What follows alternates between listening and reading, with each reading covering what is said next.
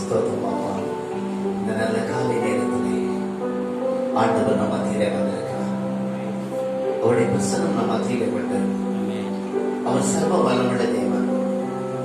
அப்பா ஸ்தோத்திரம் ஆண்டவரே, எங்கள் உண்மையின்படி நீர் எங்கள் இடத்துல வருவதில்லை.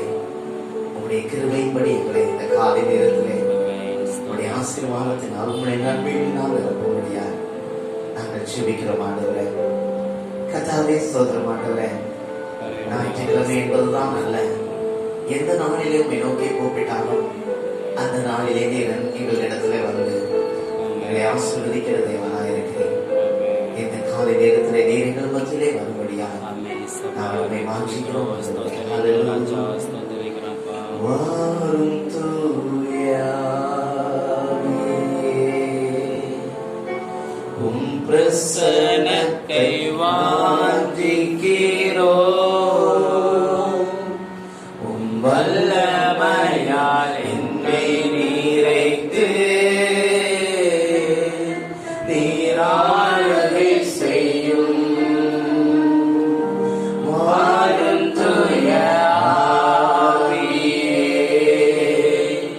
உம் பிரசன்னத்தை வாஞ்சிக்கிறோம்.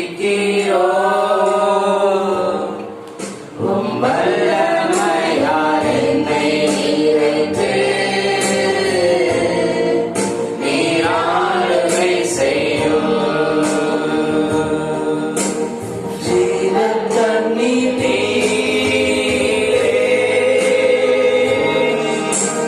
தாகம் தீர்க்கும் ஊற்றே, ஆலோசனை கர்த்தரே,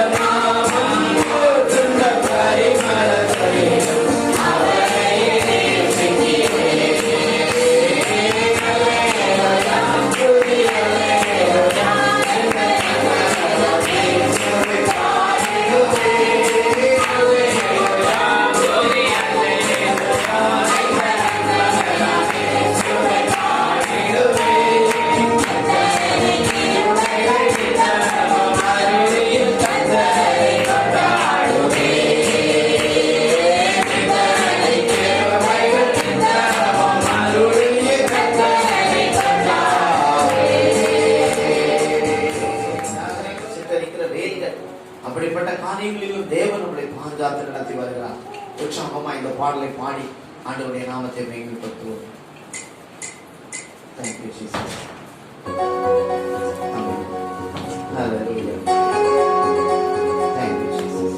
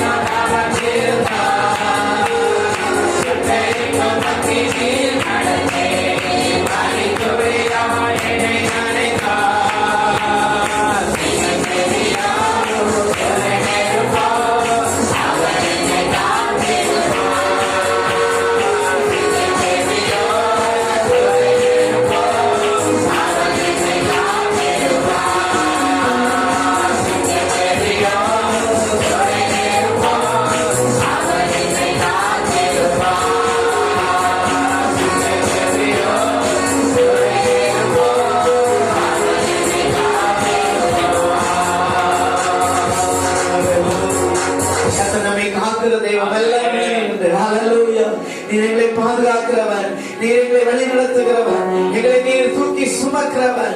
எல்லா வியாதிகளுக்கும் பிரச்சனைகளுக்கும் ஆண்டவரே தேவனுடைய தாசர்களை நீர் பாதுகாத்தீரே. சிங்கக்கவியிலே விழுந்த ஆண்டவரே தானியேலை நீர் பாதுகாத்தீரே. இன்றைக்கும் எங்களை பாதுகாக்க வல்லவராய் இருக்கிறேன் ஆண்டவரே. இஸ்ரவேல் ஜனங்கள் ஆண்டவரே சோதரம் எதிரிகள் சூழ்ந்து வந்த பொழுதும் ஆண்டவரே அவர்களை நீர் பாதுகாத்தீர் ஆண்டவரே. ஆண்டவரே சோதரம் சிங்க கடலை ஆண்டவரே செங்கடலை இரண்டாக பிழிந்து ஆண்டவரே அவர்களை அந்த நடுவில் நடத்தி சென்ற கர்த்தர் ஆண்டவரே சோதரம் ஆண்டவரே.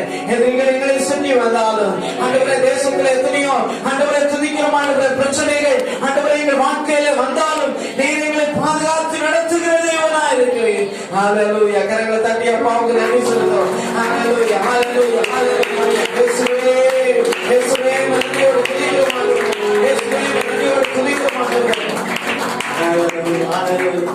உள்ளத்தின் ஆழத்திலிருந்து இயேசுவே அப்படின்னு சொல்லி பாருங்க. உள்ளத்தின் ஆழத்திலிருந்து இயேசுவேன்னு சொல்லுங்க, இயேசுவேன்னு சொல்லுங்க.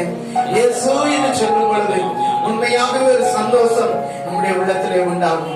அந்த சர்வ வல்லமையுடைய பிரசன்னத்தை இந்த காலை நேரத்திலே நாம் உணர்ந்து கொள்ள முடியும். ஹalleluya ஹalleluya. அவருடைய நாமம் அதிசயமான நாமம், அவருடைய நாமம் வல்லமையுள்ள நாமம், அவருடைய நாமம் மேலான நாமம், அவருடைய நாமம் விடுதலையாக்கும் நாமம், அவருடைய நாமத்திற்கு எல்லா சத்துருவின் கிரியைகளும் ஹalleluya துதிக்கும் நடுங்குகிற ஒரே ஒரு நாமம் இயேசுவின் நாமம். ஹalleluya ஹalleluya இயேசுவே ஹalleluya.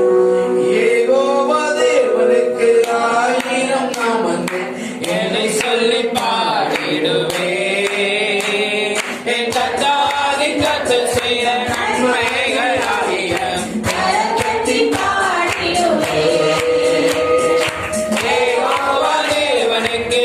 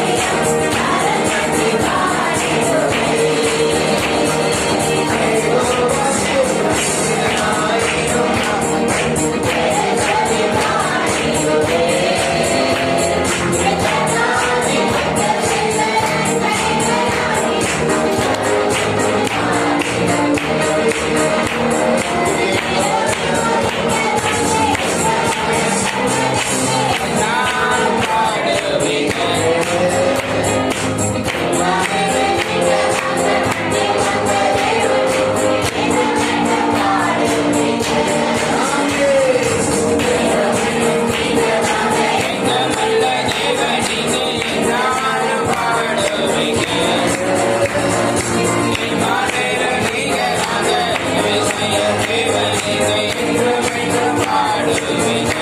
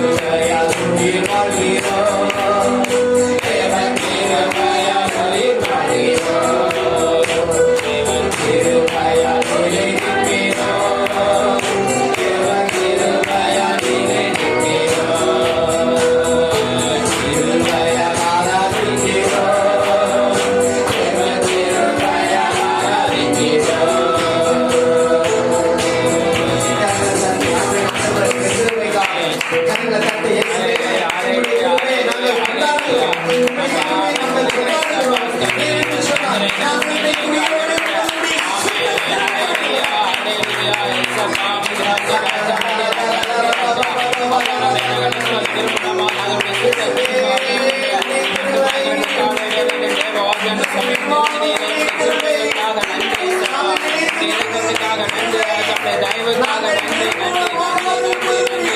நன்றி சபா.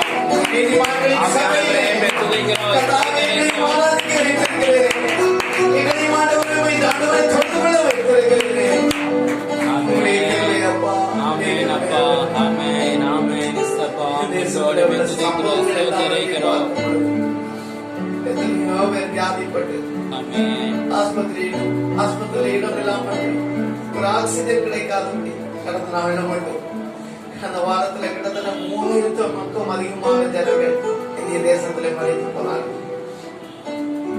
வியாதிப்பட்டவங்க மறிக்கிறாங்க, வாலிபர்கள், சில ஊழியர்கள் மறித்திருக்கிறாங்க. எத்தனையோ சூழ்நிலைகள்ல தேசம் இந்த வியாதியினால பாதிக்கப்பட்ட எத்தனையோ ஜனங்கள் உண்டு. இன்னைக்கு நம்ம இந்த இடத்துல இருக்கிறது தேவனுடைய சுத்த கிருபை. என்னுடைய ஞானத்தினால திறமையினால நான் பாதுகாப்பா இருக்கிறதுனால இந்த இடத்துல நிக்கலாம்ப்பா. ஆண்டவரே எங்களை பாதுகாப்பு எங்களை வழி நடத்துவது உடைய கிருபை. ஆண்டவரே உடைய கிருபைக்காக நன்றி அப்பா.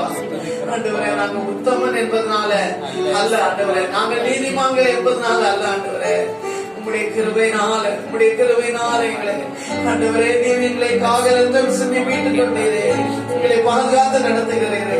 இன்னைக்கு எத்தனையோ பேர் ஆஸ்பத்திரியில இருக்கிறாங்களே ஆண்டவரே, இன்னைக்கு எத்தனையோ பேர் ஆண்டவரே தனிமையை உணர்ந்து கொண்டு இருக்கிறாங்களே. ஆனால் இந்த நாளில விடுதலையோடு ஆராதிக்க எங்களுக்கு தந்த நல்ல கிருபைகளுக்காக மீண்டும் ஆண்டவருடைய கிருபையை எண்ணி ஆண்டவருடைய கிருபையை கொண்டாடி நன்றி செலுத்துகிறேன். நன்றி செலுத்துகிறேன். நன்றி செலுத்துகிறேன். நன்றி செலுத்துகிறேன். வேற ஒன்றும் அவர் நம்மளுக்கு கேட்கல. வேற ஒன்றும் நீங்க பெரிய ஊழியம் செய்யலாம் கேட்கல. ஆண்டவருக்கு நன்றி செலுத்துகிறேன். நன்றியா வாழணும், நன்றியா வாழணும், நன்றியா வாழுகிறேன். எனக்கு ஜீவனை கொடுத்திருக்கிறீர்களே, எனக்கு ஜீவனை கொடுத்திருக்கிறீர்களே, நான் இன்றைக்கு உயிரோடு இருப்பது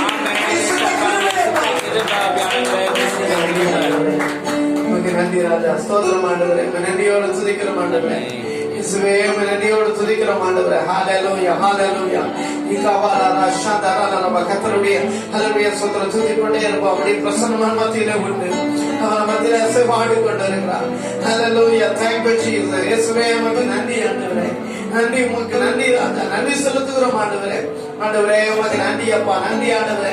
எத்தனையோ பேர் வியாதி படுக்கையில் இருக்கிறாங்க, அவங்களுக்காக நாங்கள் ஜெபிக்கிறோம் ஆண்டவரே, உம்மை துதிக்கிறோம் ஆண்டவரே.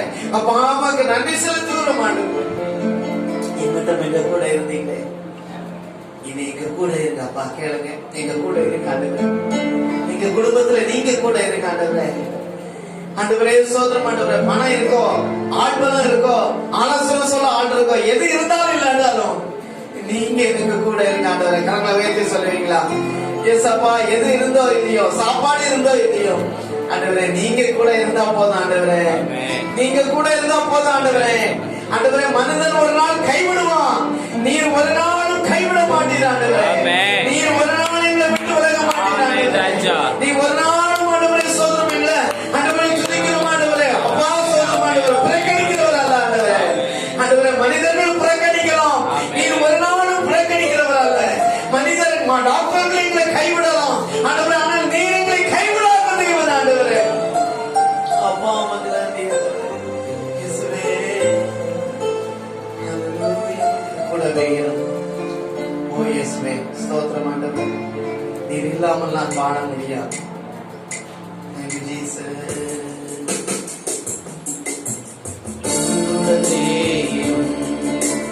ஓ இயேசுவே நீர் இல்லாமல் நான் வாழ முடியாது. பக்கத்திலே இரும். ஓ இயேசுவே நீர் இல்லாமல் நான் வாழ முடியாது. என் கூடவே இரும். சத்தமா சொல்லுங்க. ஓ இயேசுவே நீர் இல்லாமல் நான் வாழ முடியாது. என் பக்கத்திலே இரும். ஓ இயேசுவே நீர் இல்லாமல் நான் வாழ முடியாது.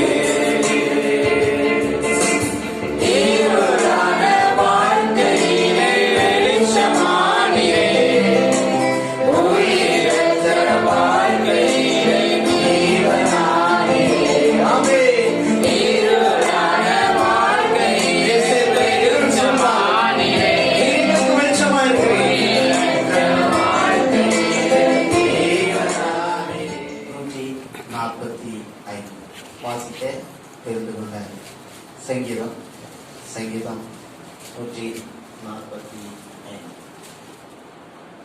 தாவீது பாடின ஸ்தோத்திர சங்கீதம். ராஜாவாகிய என் தேவனை, உம்மை உயர்த்தி உம்முடைய நாமத்தை எப்பொழுதும் என்றென்றைக்கும் ஸ்தோத்தரிப்பேன். நாடோறும் ஸ்தோத்தரித்து எப்பொழுதும் என்றென்றைக்கும் உம்முடைய நாமத்தை துதிப்பேன். கர்த்தர் பெரியவரும் மிகவும் புகழப்படத்தக்கவருமாய் இருக்கிறார்.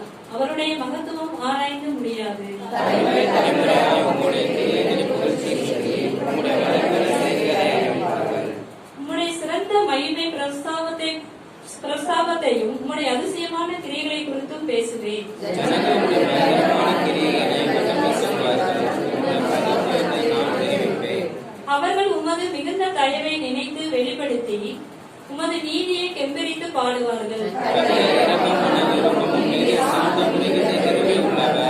கர்த்தர் எல்லாரும் மேலும் தயவு உள்ளவரும், அவர் இரக்கங்கள் அவருடைய எல்லா கிரியைகள் மேலும் உள்ளது.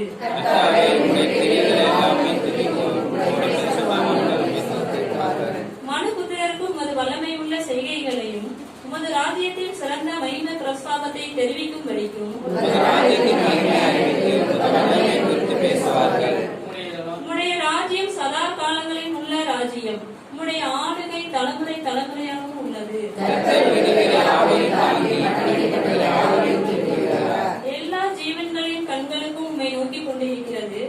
ஏற்ற வேளை நீர் அவைகளுக்கு ஆகாரம் கொடுக்கிறீர். கர்த்தர் தமது வழிகளெல்லாம் நீதி உள்ளவரும் தமது கிரிகள் மேலுள்ள கிரிகளில் எல்லாம் கிருபை உள்ளவருமாய் இருக்கிறார்.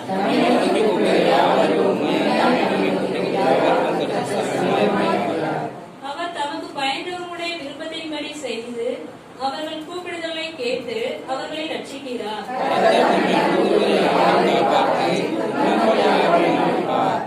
என் வாய் கர்த்தரின் துதியை சொல்வதாக.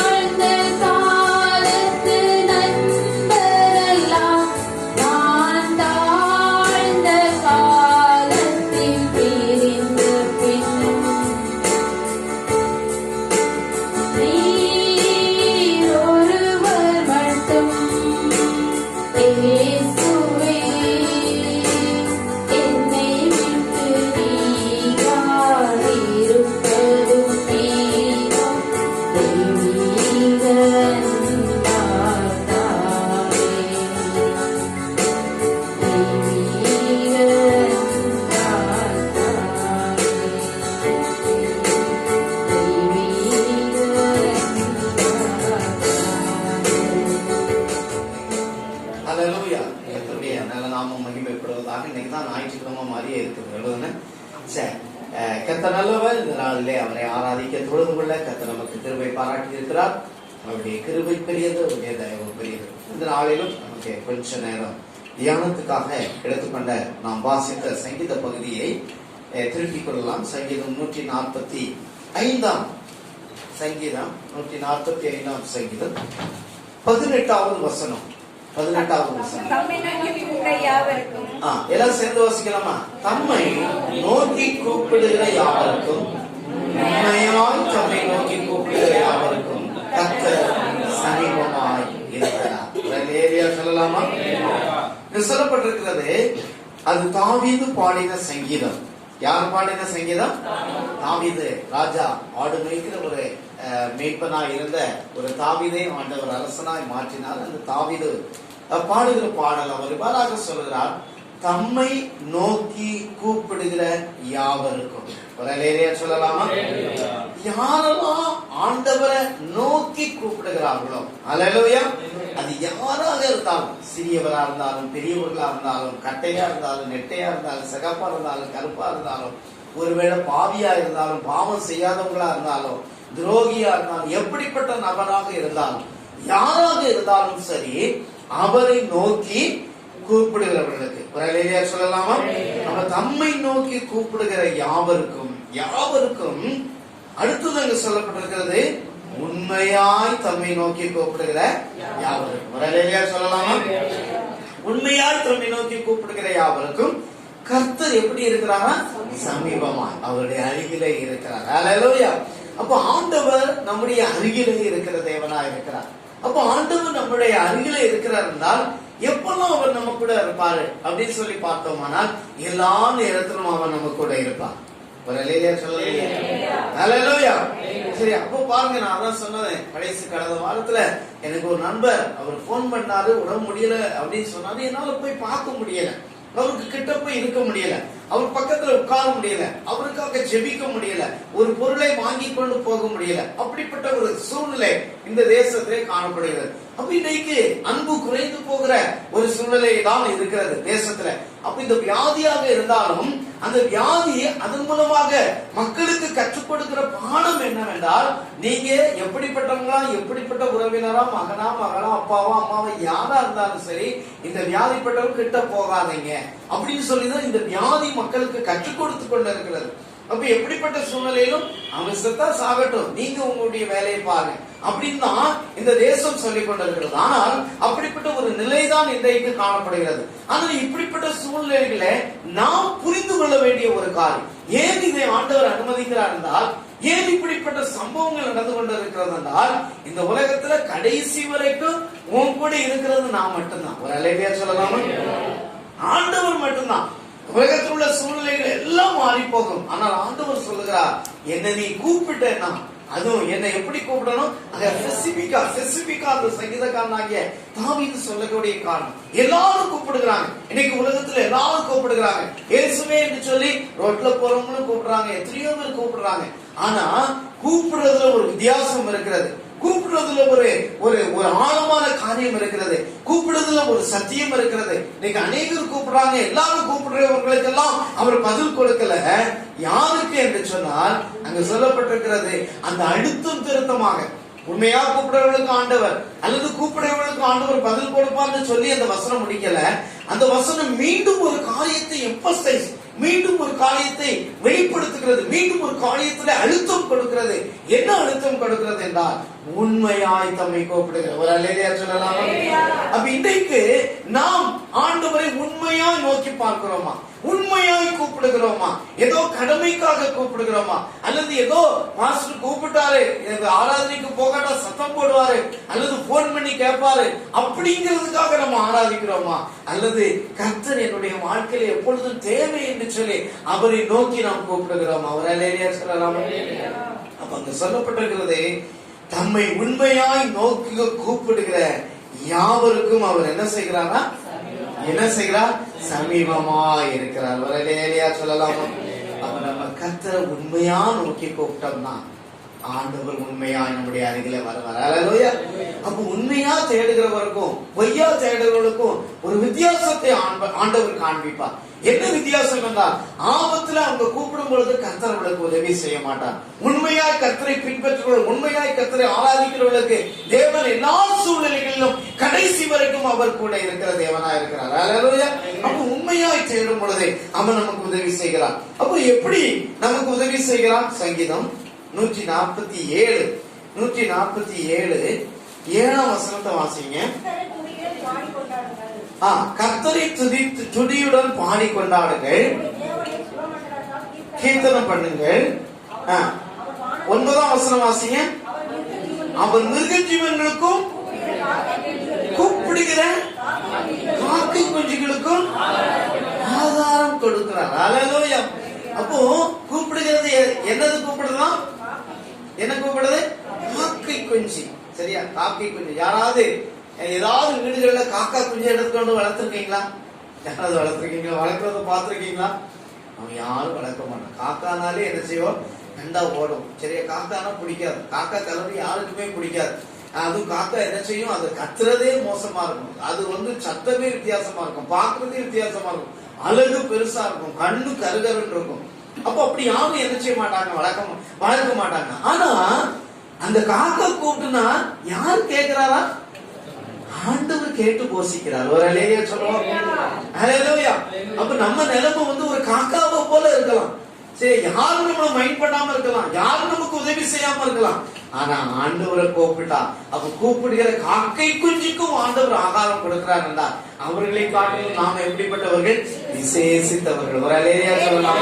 அப்ப அவர்களை காட்டிலும் சிறந்தவர்கள். அவர்களை காட்டிலும் கர்த்தர் நம்மை நேசிக்கிறார். அதைகளை காட்டிலும் கர்த்தர் நம்மை மேலானவர்களை படைத்திருக்கிறார். அவர்களை காட்டிலும் கர்த்தர் நம்மை நேசிக்கிறவராக இருக்கிறார். அவைகளுக்காக அல்ல, நமக்காக ஆண்டவர் தம்முடைய ஜீவனையை கொடுத்தார். அல்லேலூயா.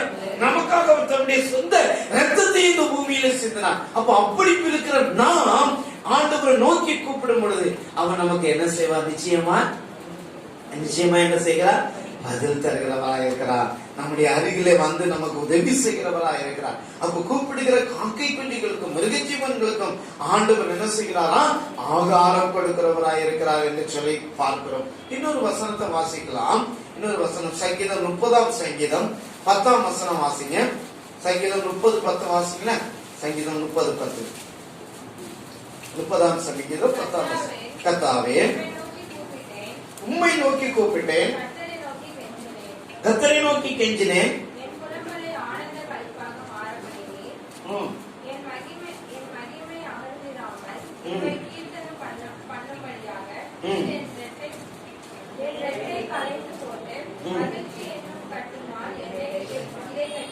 ஆமென். அல்லேலூயா.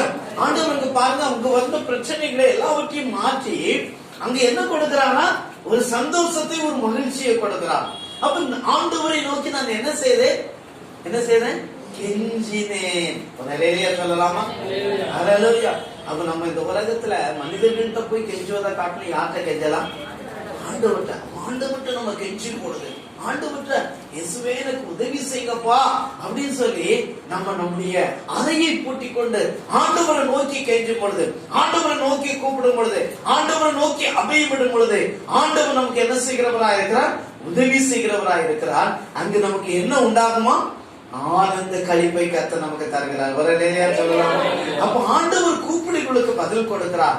உண்மையாய் கூப்பிடுகிறவர்களுக்கு அவர் அருகில் இருக்கிறார். உண்மையாய் கூப்பிடுகிறவர்களுக்கு ஆகாரம் கொடுக்கிறார். உண்மையாய் கூப்பிடுவருடைய துக்கத்தை மாற்றி அவர்களுக்கு சந்தோஷத்தை ஆண்டவர் கட்டளையிடுகிற தேவனாய் இருக்கிறார். அவர்களுடைய சந்தோஷத்தை, நெருக்கங்கள், போராட்டங்கள் எல்லாவற்றையும் மாற்றி அவர்களுக்கு ஆனந்த களிப்பை கர்த்தர் தருகிறவராய் இருக்கிறார். இன்னொரு சங்கீதம் 77ஆம் சங்கீதம் 1ஆம் வசனத்தை வாசிங்க. சங்கீதம் 77:1. நான் தேவனை நோக்கி சத்தத்தை உயர்த்தி கெஞ்சினேன், என் சத்தத்தை தேவனிடத்தில் உயர்த்தினேன், அவர் எனக்கு செவி கொடுத்தார். அல்லேலூயா சொல்லலாமா? அல்லேலூயா. அப்ப நான் தேவனை நோக்கி கெஞ்சினேன். அல்லேலூயா. யாரை நோக்கி சத்தமிட்டேன்? ஆண்டவரை நோக்கி. அப்ப நமக்கு வருகிற பிரச்சனைகள், சூழ்நிலைகள், தேசத்திலே காணப்படுகிற சம்பவங்கள் எல்லாத்தையும் பார்க்கும் பொழுது, நம்ம தேவனிடத்துல நாம் கெஞ்சும் பொழுது, அவரை நோக்கி பார்க்கும் பொழுது, தேவனிடத்துல இடத்துல நம்ம உயர்த்தும் பொழுது அவர் எனக்கு என்ன செய்கிறவரா இருக்கிறார்? செவி கொடுக்கிற தேவனா இருக்கிறார். அல்லேலூயா. நம்முடைய ஆண்டவர் நமக்கு செவி சாய்க்கிறவர், நமக்கு பதில் தருகிறவர், நம்முடைய அருகிலே வருகிற தேவனா இருக்கிறார். அப்ப இந்த நெருக்கங்கள், பாடுகள், வேதனைகள், இப்படிப்பட்ட துன்பங்கள், இப்படிப்பட்ட பேண்டமிக் டைம், ஒரு தடைப்பட்ட சூழ்நிலைகள், நம்முடைய தேசத்திலே ஒரு வித்தியாசமான சூழ்நிலைகள், அப்படிப்பட்ட நேரங்களில் நாம் கடந்து போனாலும் தேவனை நோக்கி அபயமிட்டால், தேவனை நோக்கி கூப்பிட்டால் அவர் நமக்கு வந்து பதில் தருகிற ஒரு தேவனாய் இருக்கிறார். அல்லேலூயா. அப்ப எப்படி நம்ம கூப்பிடணும்? அதுதான் ஒரு சின்ன ரகசியம். சரியா? சின்ன ரகசியம். நம்ம கூப்பிடுறது எப்படி கூப்பிடணும்? எத்தனையோ பேர் கடவுளை நோக்கி கூப்பிட்டாங்க, எத்தனையோ பேர் கூப்பிட்டும் பதில் கிடைக்கல. காரணம் என்னவென்றால் தங்களை உண்மையாய் தேடுவதில்லை, உண்மையா கர்த்தரை தேடுவதில்லை. இருதயத்துல ஒண்ணு, தன்னுடைய முகத்துல ஒண்ணு, சிந்தனையில ஒண்ணு, பேசுறதுல ஒண்ணு, நடக்கிறது ஒண்ணு, ஆனா இருதயத்துல வேற. அப்ப நம்முடைய இருதயம் எப்படி இருக்க வேண்டும்? உண்மையாய் அவரை கூப்பிட வேண்டும். ஒரு வசனம் வாசிப்போம். யோசுவா 24ஆம் அதிகாரம் 14வது வசனம் வாசிக்கணும். யோசுவாவின் புத்தகம் 24ஆம் அதிகாரம் 14ஆம் வசனம். ஆகையால் நீங்கள் கர்த்தருக்கு பயந்து அவரை உத்தமமும் உண்மையாய் சேவித்து நதிக்கு அப்புறத்திலும் எகிப்திலும் சேவித்த தேவர்களை அகற்றிவிட்டு கர்த்தரை சேவிங்கள். அல்லேலூயா. அப்ப எதை அகற்றி விடணுமா? எகிப்துக்கு அந்த பக்கம் நம்ம பின் விக்கிரகங்கள், மற்ற காரியங்கள், பாரம்பரியங்கள், இவைகளெல்லாம் வைத்து நம்ம பின்பற்றி வைத்திருப்போம். அப்ப இதெல்லாம் விட்டுட்டு நீங்க கர்த்தரை எப்படி தேடணுமா? உண்மையும் உத்தமமாய். ஒரு அலையா சொல்லலாமா? அவர் நம்ம கர்த்தரை எப்படி தேடுகிறோம்? கர்த்தரை உண்மையும் உத்தமமா தேடுகிறோமா? உண்மையும் உத்தமமா? அல்லது கடமைக்காக தேடுகிறோமா? அல்லது ஞாயிற்றுக்கிழமை ஏதோ ஒரு வருது, அதனால நம்ம போய் கர்த்தரை ஆராதிக்க வேண்டும் என்கிற ஒரு கடமை உணர்வோடு தேடுகிறோமா? அல்லது கடமைக்காக தேடுகிறோமா? அல்லது ஒரு கடமை உணர்வோடு கர்த்தரை தேடுகிறோமா? அப்ப நம்ம யோசுவா நானும் என் வீட்டாருமா என்றால் கர்த்தரையே சேவிப்போம் என்று சொல்லி ஒரு உண்மையாய் கர்த்தரை ஆராதித்தபடினா, உண்மையா கர்த்தரை தேடினபடினால கர்த்தர் அவனையும் அவருடைய குடும்பத்தையும் ஆசீர்வதித்தார். அல்லேலூயா. அவனுக்கு பாலும் தேரும் ஓடுகிற அந்த கானான் தேசத்திலே ஆண்டவர் அவரை கொண்டு வந்து சேர்த்தார். அவனுடைய கூப்பிடுதலுக்கு கர்த்தர் பதில் கொடுத்தார். அவனுடைய கூப்பிடுதலுக்கு கர்த்தர் அவருடைய அருகிலே இருந்தார். அப்ப இன்றைக்கும் நாம் உண்மையாய் கர்த்தரை அந்த யோசுவா தேடினது போல உண்மையாய் நாம் கர்த்தரை தேடினோமானால் கர்த்தர் நமக்கு செவி கொடுக்கிற தேவராய் இருக்கிறார். இன்னும் ஒரு மனிதர் ஆண்டவர் வேதத்திலே பார்க்கிறோம் உண்மையாய் தேடின ஒரு சம்பவம். 1 சாமுவேலின் புத்தகம் 26ஆம் அதிகாரம், 1 சாமுவேல் 26ஆம் அதிகாரம் 23வது வசனத்தை வாசிங்க. 23ஆம் வசனத்தை வாசிங்க.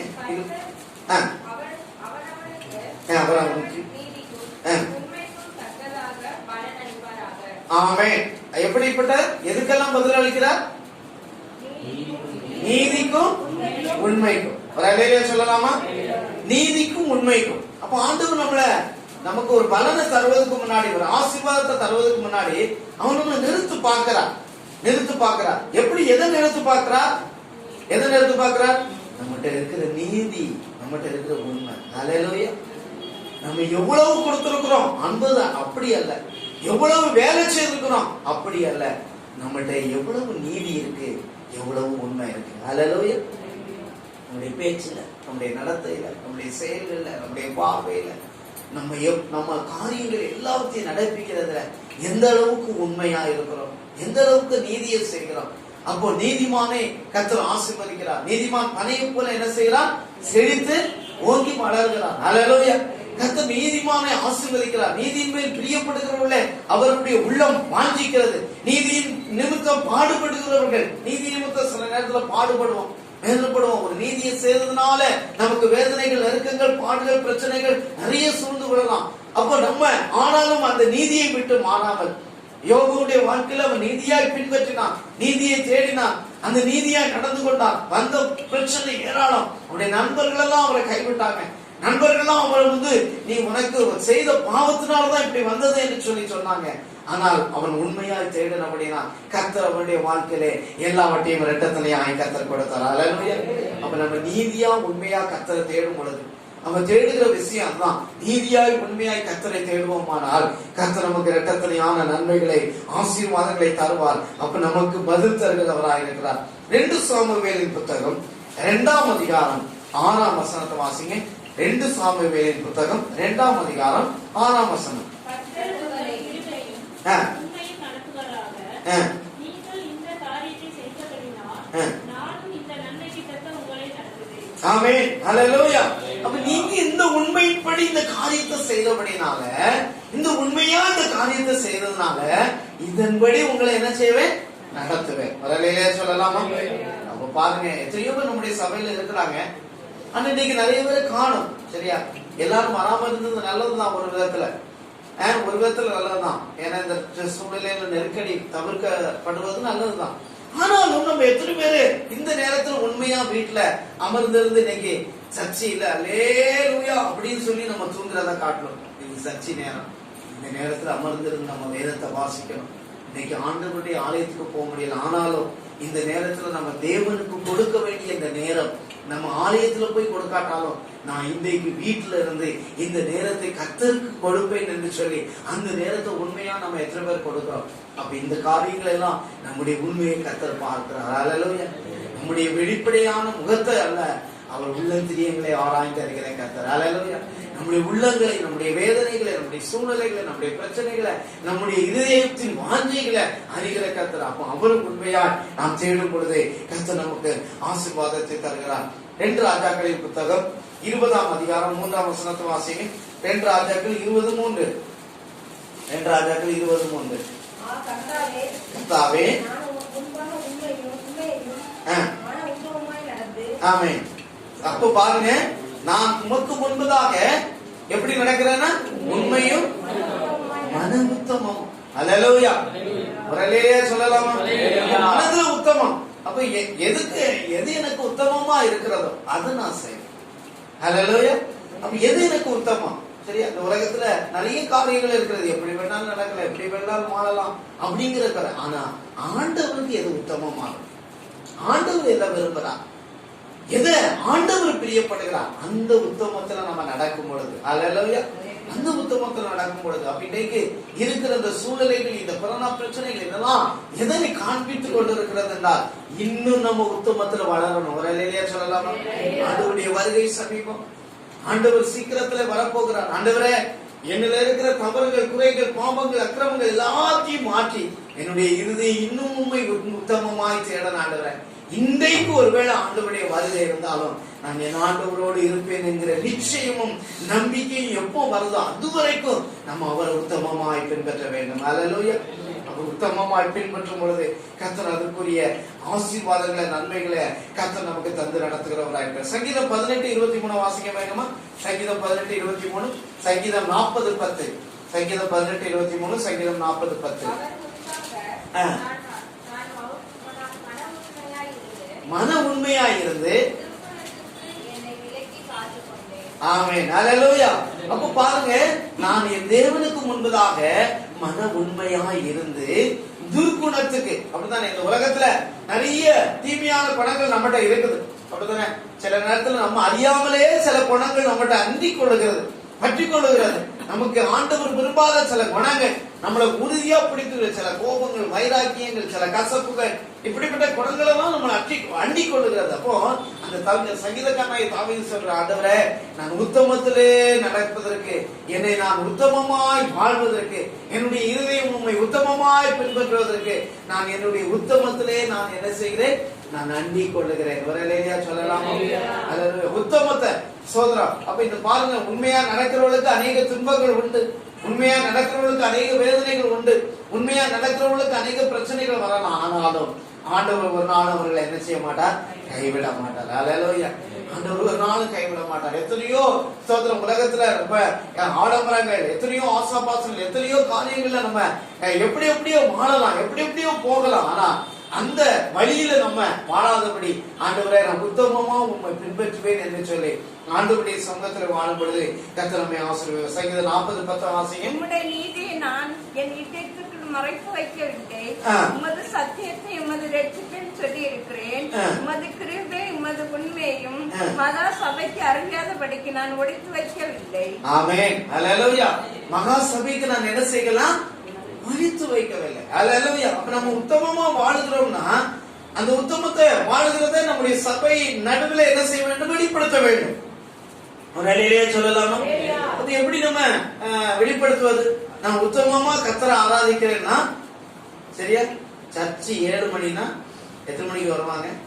7:30, 8, சரியா, 8:30. அப்ப நம்ம எப்படி உத்தமமா ஆராதிக்கிறோங்கிறது எப்படி வெளிப்படுத்துறது? அவ கர்த்தரை உத்தமமா ஆராதிப்பதற்கு முக்கியத்துவம் கொடுக்கும் போது, அல்லேலூயா, அவருக்கு முக்கியத்துவம் கொடுக்கும் பொழுது, சரியான நேரத்துக்கு முன்பதாக வரும் பொழுது நாம வெளிப்படுத்துகிறோம் ஆண்டவருக்கு முக்கியத்துவம் கொடுக்கிறது. அல்லேலூயா.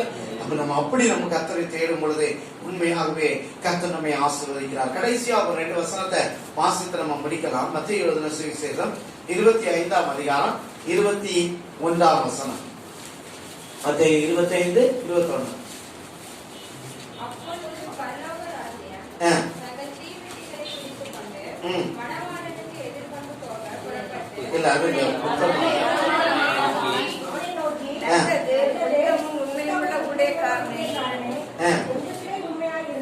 கொஞ்சத்திலே உண்மையா இருந்தா அதேகத்தின் மேல் உன்னை என்ன செய்வேன்? அல்லேலூயா. அப்ப கொஞ்சத்துல நமக்கு இருக்கிற கொஞ்சம் பலன் இல்ல, நமக்கு இருக்கிற கொஞ்ச நேரத்துல, நமக்கு கிடைக்கிற கொஞ்சம் ஆராதனையில நம்ம எப்படி இருக்க வேண்டும்? கொஞ்சத்திலே உண்மையா இருந்தால் அநேகத்தின் மேல் நான் உன்னை அதிகாரியாய் வைப்பேன் ஆண்டவர் சொல்லி இருக்கிறார். இன்னொரு வசனம் யோவான் 4ஆம் அதிகாரம் 24ஆம் வசனம் வாசிங்க. யோவான் 4:26.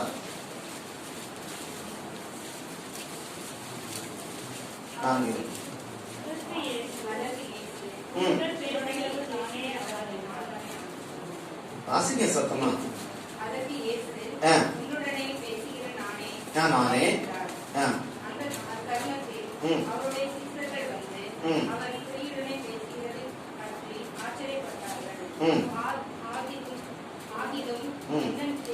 இல்ல இல்ல யோவான் 4:24 அவரை தொழுது கொள்ளுகிறவர்கள் ஆவியோடும் உண்மையோடும் அவரை தொழுது கொள்ள வேண்டும். சொல்லலாம். அப்போ ஆண்டவர் எப்படி இருக்கிறாரா? ஆவியா இருக்கிறா. அவரை தொழுது கொள்ளுகிறவர்கள் நம்ம எப்படி தொழுது கொள்ளணும்? ஆவியோடும் உண்மையோடும். சொல்லலாமா? ஆவியோடும் உண்மையோடும் நாம தொழுது கொள்ள வேண்டும் என்கிறதை ஆண்டவர் விரும்புகிறார். அப்ப அவருடைய உண்மை, அவர் என்றைக்கும் உண்மையுள்ளவரா இருக்கிறார். அவர் மாறா. அப்படித்தானே நம்ம மனுஷங்க தான் அதுக்கு நேரத்துல நம்ம என்ன செய்யறோம்? மாறி போயிடுறோம், உண்மை இல்லாம போயிடுறோம். ஆனா தேவன் ஒரு நாளும் அவர் மாறாதவராக இருக்கிறார். ஒரு வசனத்தை வாசித்து முடிக்கலாம். 2 தீமோத்தேயு 2:13 வாசிங்க. 2 தீமோத்தேயு 2:13. 2 தீமோத்தேயு அவர் எப்படிப்பட்டவர் என்கிறார்? நாம் உண்மை இல்லாதவரா இருந்தாலும் நாம் உண்மை இல்லவர்களா இல்லாதவர் இருந்தாலும் அவர் உண்மையா இருக்கிறார். அவர் தம்மைத்தான் மத்தடிக்க மாட்டார். அப்ப பாருங்க, நாம உண்மை இல்லாம இருக்கலாம், ஆனால் அவருடைய உண்மையிலிருந்து அவர் எப்பொழுதும் என்ன செய்ய மாட்டாரு? மாறவே மாட்டார். ஒரு அரையா சொல்லலாமா? அப்ப அவருடைய உண்மை என்றைக்கும் தலைமுறைக்கும் உரியது. இன்னொரு வசனத்துல கூட அது ஆணித்தரமா பார்க்க முடியும். 1 யோவான் 1ஆம் அதிகாரம் 9ஆம் வசனம். 1 யோவான் 1ஆம் அதிகாரம் 9 வசனம். 1 யோவான் 1ஆம் அதிகாரம் 9ஆம்.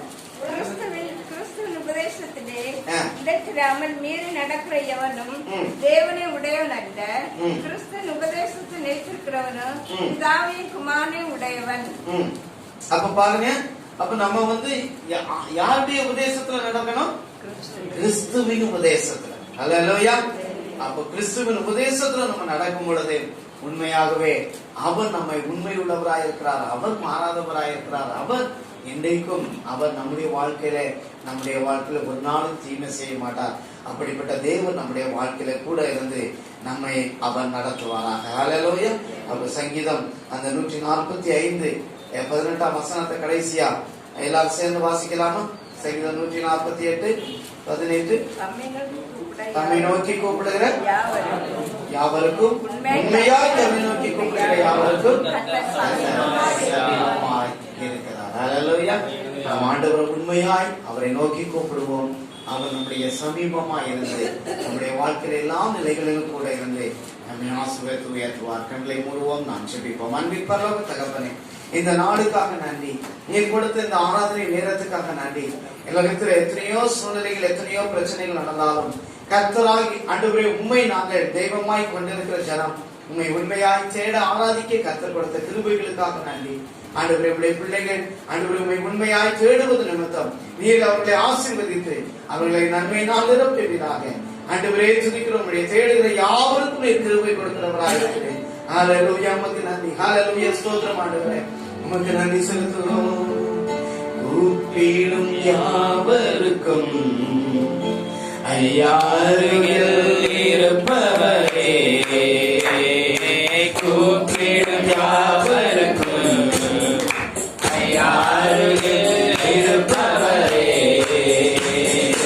உண்மையாய் கூப்பிடும் குரலை கேட்டு விடுதலை தருபவரே, உண்மையாய் கூப்பிடும் குரலை கேட்டு விடுதலை தருபவரே, என் இயேசு ராஜா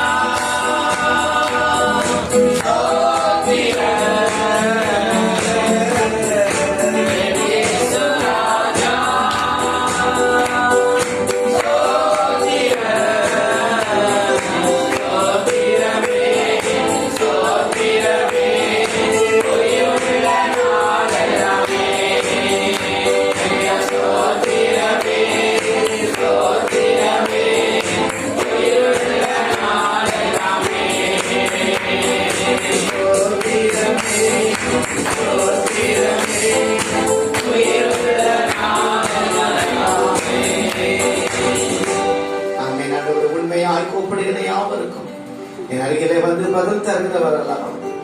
ஆண்டவரே, இரவும் பகலும் தம்மை நோக்கி கர்த்தாவே என்று சொல்லி கூப்பிடுகிற நம்முடைய பிள்ளைகளுக்கு நீர் அதிகம் நியாயம் செய்வது அதிகம் உண்மை உள்ள தேவன் அல்லவா.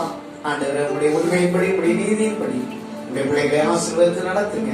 உண்மையாய் தேடுகிற கர்த்தர் ஆண்டவரை ஒவ்வொருவரையும் ஆண்டவரை ஆசீர்வதிங்க. இன்னும் உண்மையாய் தேட கர்த்தர் கிருபை கொடுங்க. உங்களுடைய கிருபைகளை சொந்த கொள்ளட்டும். இந்த வாரத்தில் நடக்கிற ஆண்டவரே ஸ்தோத்திரம் ஊழியர்கள் ஆண்டவரே ஜெபங்கள் எல்லாவற்றிலும் கர்த்தர் கூட நடத்துகிறார்கள். பிள்ளைகள் செய்கிற வேலையில உடைய கரம் கூட இருக்கு. யாரும் ஆண்டவரே இன்னைக்கு வேலை இல்லையேன்னு சொல்லி வீட்டுல இருக்கக்கூடாது. ஆண்டவரே நல்ல ஆர்டர்களை கொடுங்க, நல்ல வேலையை கொடுங்க.